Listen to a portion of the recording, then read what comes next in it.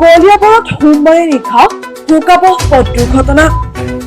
কলিয়াবৰৰ হাতীয়ে খোৱা বিৰাট ধাবাৰ সন্মুখত হুণ্ডাই অৰোৰা বাহন আৰু ট্ৰাকৰ মাজত মুখামুখি সংঘৰ্ষ। থিতাতে নিহত হুণ্ডাই বাহনখনত থকা 5 গৰাকীকৈ যুৱকৰ। অতিকৈ দুখ লগা ঘটনা সংঘটিত হৈছে সোমবাৰে নিশা কলিয়াবৰত। দুৰ্ঘটনাত পতিত হোৱা হুণ্ডাই বাহনখনৰ নম্বৰ হ'ল AS05Q2683। জানিব পৰা মতে হুণ্ডাই বাহনখন কলিয়াবৰ দিশৰ পৰা তেজপুৰ দিশত গৈ আছিল। ঘটনাস্থলীত উপস্থিত হৈছে চুলুং আৰক্ষীৰ লোক।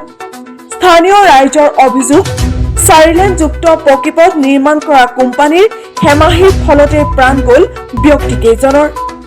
ট্ৰাকৰ লগত সংঘৰ্ষৰ ফলতে এতিয়া 5 গৰাকীকৈ যুৱকে প্ৰাণ হেৰুৱাব লগা হৈছে। বৰ্তমানলৈকে যুৱক কেইজনৰ পৰিচয় জানিব পৰা হোৱা নাই।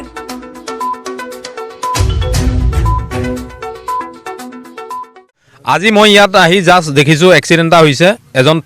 এখন গাড়ীত 5জন মানুহ মৃত্যু হৈছে। কি কাৰণে হ'বলৈ পালে? আজি 4 লাইনে এইবিলাক কি কৰি আছে ইয়াত? আজি কলিয়াবৰ তিনিআলিৰ পৰা আমাৰ ভূমা কি কৰি আছে 4 লাইনে?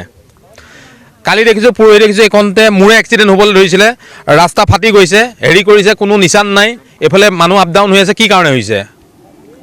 4 লাইনে কি কৰি আছে ইয়াত? তেওঁলোকতো চৰকাৰে পইচা দিছে, কিয় কৰা নাই তেওঁলোকে ক্লিয়াৰ? দিনত এটা ৰাস্তা ক্লিয়াৰ, ৰাতি আকৌ এটা ৰাস্তা ক্লিয়াৰ, কি কাৰণে? আজি 4 লাইনক মাতক, এই মানুহখিনিক জিন্দা কৰি দিয়ক না। কি কৰি আছে তেওঁলোকে? চৰকাৰ পৰা কোন এজেঞ্চিয়ে কৰিছে?